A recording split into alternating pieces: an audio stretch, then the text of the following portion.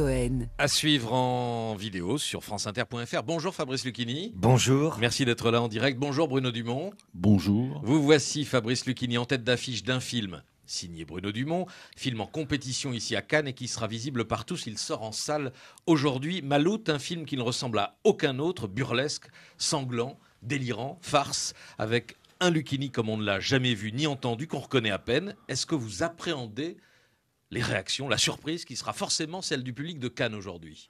Alors Bruno Dumont, il dit qu'il ne cherche pas le rire consensuel.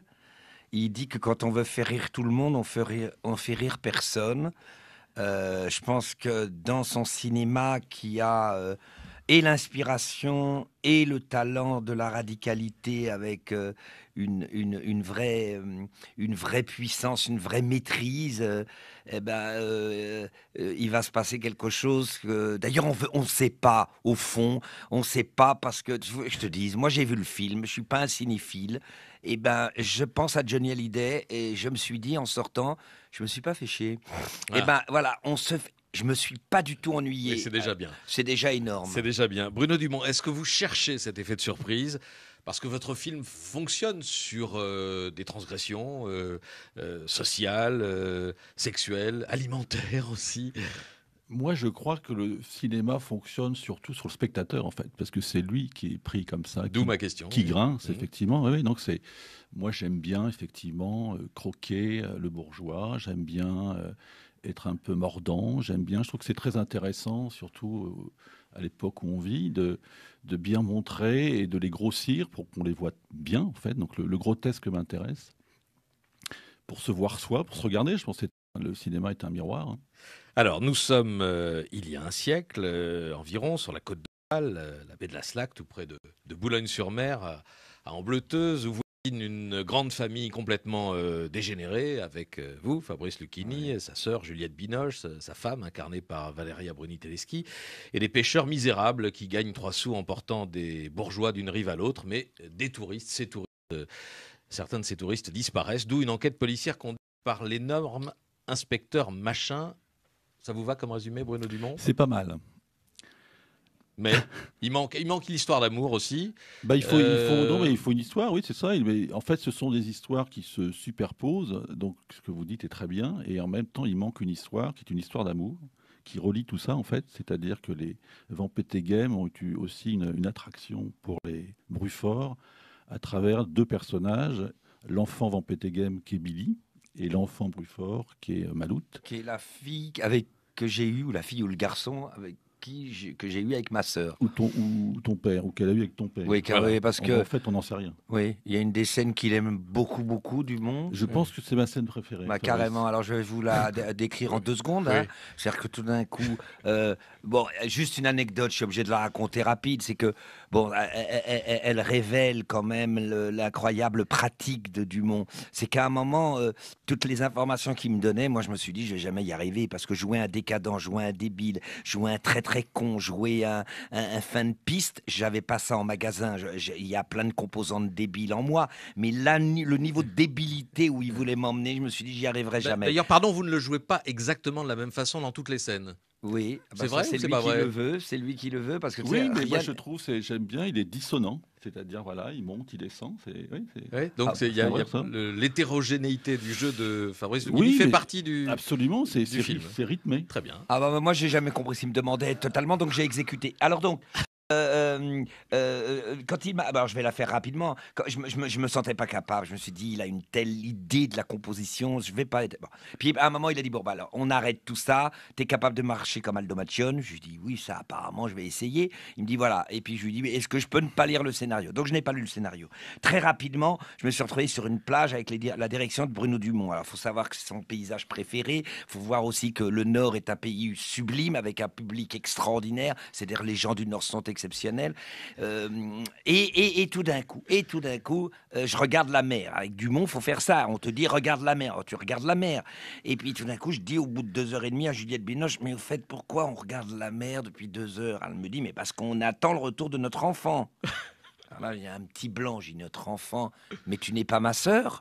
Elle me dit, mais oui, mais tu m'as violé. Tu n'as donc pas lu le scénario? Et évidemment, j'avais pas lu le scénario. Mais On peut tourner un film de Bruno Dumont sans savoir absolument. Donc, quand on court après le flic, eh ben, on court après ce flic. Et la synthèse, c'est qu'il demande, Bruno Dumont, il demande cette scène, c'est qu'elle hurle de manière... Pas elle hurle pas, elle joue admirablement Racine. Et moi, il m'a dit, toi, tu es dans la biche. Alors, elle dit, l'enfance, fruit de mes entrailles immondes. Et moi... J'ai une réplique que j'aime beaucoup. Moi, je dois jouer la biche en disant mais enfin, mais nous étions ivres. Voilà. Et ben ça c'est Dumont. C'est-à-dire qu'il te dit de jouer de la biche, elle lui dit de jouer Racine. Voilà ce qu'il veut. Voilà, et pour Juliette Binoche, le modèle c'était Cécile Sorel. Tout à fait. Ouais. Grande tragédienne, oui, tragédienne, mais. Bien montée. Voilà, et qui est toujours au bord de l'hystérie dans le jeu, on peut le. Oui, on de peut le dire l'hystérie, comme mais en ça. même temps, même Cécile Sorel avait quelque chose qui la reliait au ciel quand même. Elle était bien montée aussi au ciel, donc elle a fini sa vie dans un couvent, hein, Cécile Sorel. J'ai vu quelque part, Bruno Dumont, que vous disiez que la famille Van Peteghem, c'était une représentation de la famille du cinéma français. C'est comme Je ça pense que que c'est une représentation des familles en général, dont le cinéma français aussi, mais peut-être de tout, du journalisme, de la vie politique, Donc, de un nous tout petit tous. peu des nantis, tu as l'air de dire. Oui, Oui. mais C'est des pour ça que dans le nantis. Paris- oui. Oui, quoi des nantis consanguins de surcroît. Hein. Oh, il y a beaucoup de consanguinité dans les clans, non? Oui. Et c'est presque le capitalisme, en gros. C'est le capitalisme. Putain, mais tu es donc un peu une espèce de metteur en scène à la lutte des classes.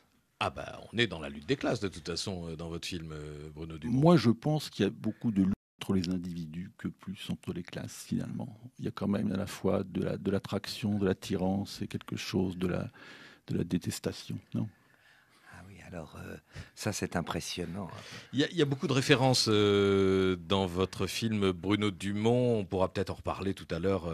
Laurel et Hardy pour le couple de policiers, Tati pour les bruitages, Fellini et son 8,5 pour le personnage qui s'envole, part en l'air accroché à une ficelle. Moi, j'ai pensé une autre référence, je ne sais pas si elle va vous plaire, mais des prolos du Nord qui se frottent à une grande famille de Tourcoing. Ça avait déjà inspiré un autre cinéaste nordiste, c'était Étienne Châtillier pour La vie est un long fleuve tranquille, le choc culturel entre les groseilles et les lequénois, sauf que là, vous poussez le curseur encore plus loin vers la satire, la caricature, le décalage à la fois burlesque et poétique. Mais vous savez, il y a une tradition dans le Nord qui est bien implantée, c'est le carnaval. C'est-à-dire, justement, c'est le grotesque. Et donc, c'est quelque chose qu'on a, nous, dans notre sang, et on sait rire de nous, et on sait bien rire des autres également. On sait se travestir, les garçons savent se transformer en filles, et l'inverse. D'où l'intérêt pour les gens qui veulent travailler avec Dumont, les acteurs. Faut pas qu'ils pensent qu'ils vont jouer sur un médium raffiné. Celui qui a peur d'être ridicule, celui qui a peur d'aller au bout énorme, quitte à être extrêmement mauvais, ou le tenter tout au moins, mais des fois ça donne des résultats étonnants, il faut pas qu'il aille chez Dumont. Dumont n'aime pas la psychologie, Non, mais- et Dumont n'aime pas la psychologie. Mais vous avez eu peur, Fabrice Lugueni, vous avez hésité. Ah bah, Vous oui, parce voyez qu'il pas comme déteste apparemment, quand il te vend la cam, il dit qu'il aime pas trop la nuance, il déteste le naturalisme. Donc là, je me suis dit, comment on va faire? Au bout d'un quart d'heure où je le rencontre dans un café, il commence à me faire avec une phobie comme ça. Il me dit, moi, le naturalisme, je déteste ça. Je dis, putain, comment on va s'entendre? Moi qui n'aime que les nuances, la vraisemblance des silences. Il veut pas de ça. Donc, il t'offre un déplacement de ta proposition, ce qui peut être perturbant pour un acteur, mais qui te fait sortir des choses que personne t'a fait sortir. Ça, il faut Du coup, reconnaître. Fabrice, tu es extraordinaire. Eh ben, je le reconnais. Eh ben, voilà. Je suis touché qu'au bout de quelques mois de pratique, c'est une espèce de démonstration d'affection. Là, c'est le max qu'on vient d'entendre. Et je peux te dire que quand Dumont dit calmement, Fabrice, tu es extraordinaire, je peux te dire que c'est un événement qui dépasse les frondeurs, qui dépasse le problème de François Hollande à 11%. Je l'ai appelé d'ailleurs, je lui ai dit. Et Maloute, il me dit, cet après-midi, 14h, j'y suis, Ouais. Hollande. Parce que contrairement à ce qu'on pense, il est très dans la culture Hollande. Et il m'a dit à Sérieux 14h. Il va le voir cet Oui, après-midi il m'a envoyé un SMS. Rendez-vous avec Maloute, 14h. Est-ce qu'il y a un problème? France Inter, faut que tu saches que France Inter, on s'est levé aux aurores hébétés, tu sais, avec un état de fatigue, comme dit Céline, avec la fatigue, le divin, ça sort des hommes. Et ben nous, on a l'air divin tous les trois, hébétés, on dirait trois fêtards. Trois queutards effrayants qu'on baisait toute la nuit. En réalité, on sort d'un Bruno Dumont. On s'est pas fait tirer sur la tige. On a vu un chef-d'œuvre qui est le film de Bruno Dumont. Je t'embrasse énorme.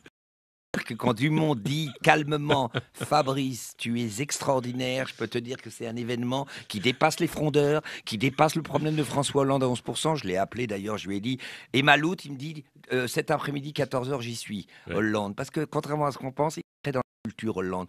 Et il m'a dit à Sérieux 14h. Il va le voir cet Oui, après-midi il m'a envoyé un SMS. Rendez-vous avec Maloute, 14h.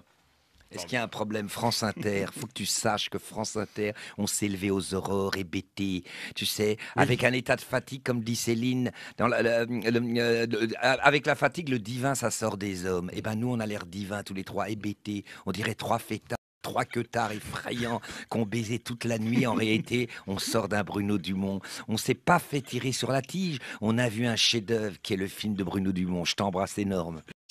Tati pour les bruitages, Fellini et son 8,5 pour le personnage qui s'envole, part en l'air accroché à une ficelle. Moi j'ai pensé à une autre référence, je ne sais pas si elle va vous plaire, mais des prolos du Nord qui se frottent à une grande famille de Tourcoing. Ça avait déjà inspiré un autre cinéaste nordiste, c'était Étienne Châtillier pour La vie est un long fleuve tranquille, le choc culturel entre les groseilles et les lequénois, sauf que là vous poussez le curseur encore plus loin vers la satire, la caricature, le décalage à la fois burlesque et poétique. Mais vous savez, il y a une tradition dans le Nord qui est bien implantée, c'est le carnaval, c'est-à-dire justement c'est le grotesque. Et donc c'est quelque chose qu'on a nous dans notre sang et on sait rire de nous et on sait bien rire des autres également. On sait se travestir, les garçons savent se transformer en filles et l'inverse. D'où l'intérêt pour les gens qui veulent travailler avec Dumont, les acteurs. Faut pas qu'ils pensent qu'ils vont jouer sur un médium raffiné. Celui qui a peur d'être ridicule, celui qui a peur d'aller au bout énorme, quitte à être extrêmement mauvais, ou le tenter tout au moins, mais des fois ça donne des résultats étonnants, il faut pas qu'il aille chez Dumont. Dumont n'aime pas la psychologie et Dumont n'aime pas la psychologie. Mais vous avez eu peur, Fabrice Lucchini, vous avez hésité. Oui, parce qu'il déteste apparemment quand il te vend la cam, il dit qu'il aime pas trop la nuance, il déteste le naturalisme. Donc là, je me suis dit, comment on va faire? Au bout d'un quart d'heure où je le rencontre dans un café, il commence à me faire avec une phobie comme ça. Il me dit, moi, le naturalisme, je déteste ça. Je dis, putain, comment on va s'entendre? Moi qui n'aime que les nuances, la vraisemblance des silences. Il veut pas de ça. Donc, il t'offre un déplacement de ta proposition, ce qui peut être perturbant pour un acteur, mais qui te fait sortir des choses que personne t'a fait sortir. Ça, il faut reconnaître. Fabrice, tu es extra de bien montrer et de les grossir pour qu'on les voit bien, en fait. Donc le grotesque m'intéresse. Pour se voir soi, pour se regarder, je pense que le cinéma est un miroir. Hein. Alors, nous sommes il y a un siècle environ sur la côte d'Opale, la baie de la Slack, tout près de Boulogne-sur-Mer, à Ambleteuse, où vous une grande famille complètement dégénérée avec vous, Fabrice Lucchini, sa sœur Juliette Binoche, sa femme incarnée par Valeria Bruni-Tedeschi, et des pêcheurs misérables qui gagnent 3 sous en portant des bourgeois d'une rive à l'autre, mais des touristes, certains de ces touristes disparaissent, d'où une enquête policière conduite par l'énorme inspecteur Machin.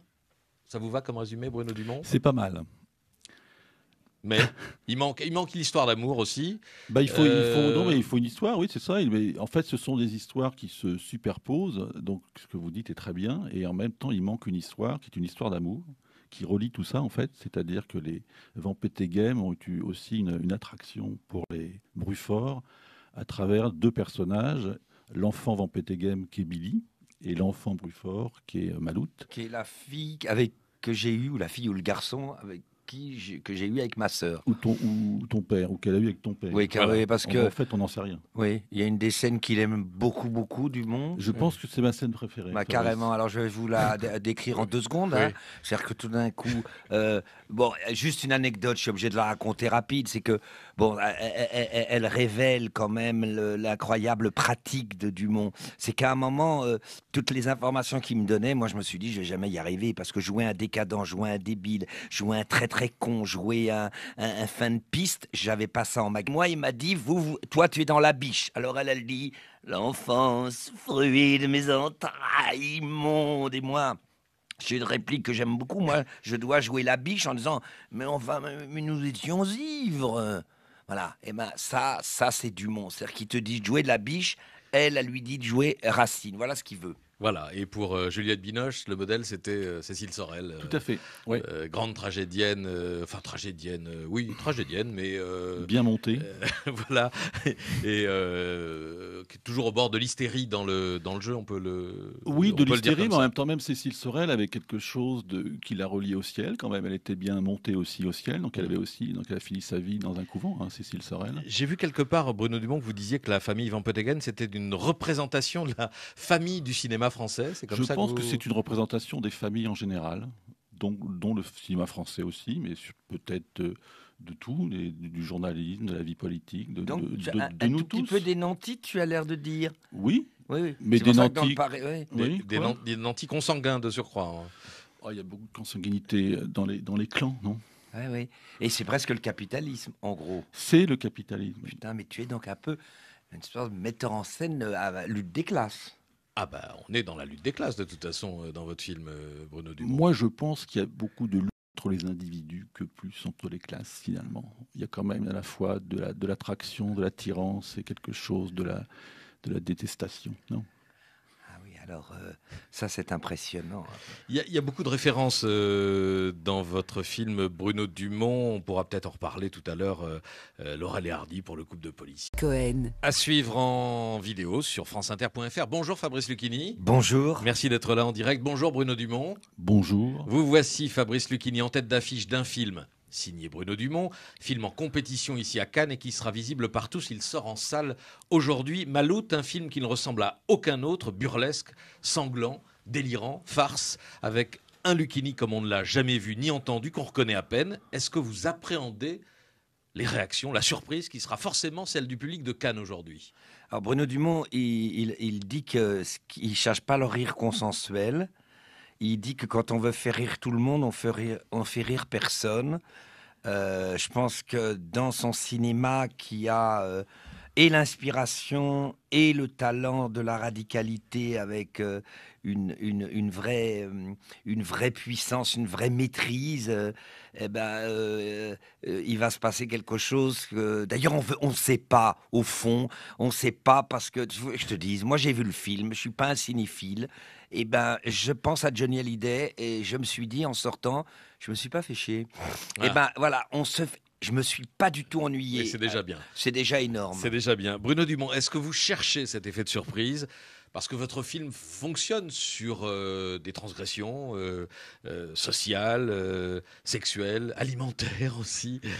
Moi, je crois que le cinéma fonctionne surtout sur le spectateur, en fait, parce que c'est lui qui est pris comme ça, D'où ma question. qui grince, Mmh. effectivement. Oui, donc moi, j'aime bien, effectivement, croquer le bourgeois, j'aime bien être un peu mordant, je trouve que c'est très intéressant, surtout à l'époque où on vit, Gazin, il y a plein de composantes débiles en moi, mais là, le niveau de débilité où il voulait m'emmener, je me suis dit, j'y arriverai jamais. D'ailleurs, pardon, vous ne le jouez pas exactement de la même façon dans toutes les scènes. Oui, C'est vrai ou c'est c'est lui pas qui vrai? le veut, c'est lui qui le veut, parce que tu Oui, sais, mais moi rien- je trouve, j'aime bien, il est dissonant, c'est-à-dire voilà, il monte, il descend, Ouais, donc Ah, il y a, c'est vrai, ça.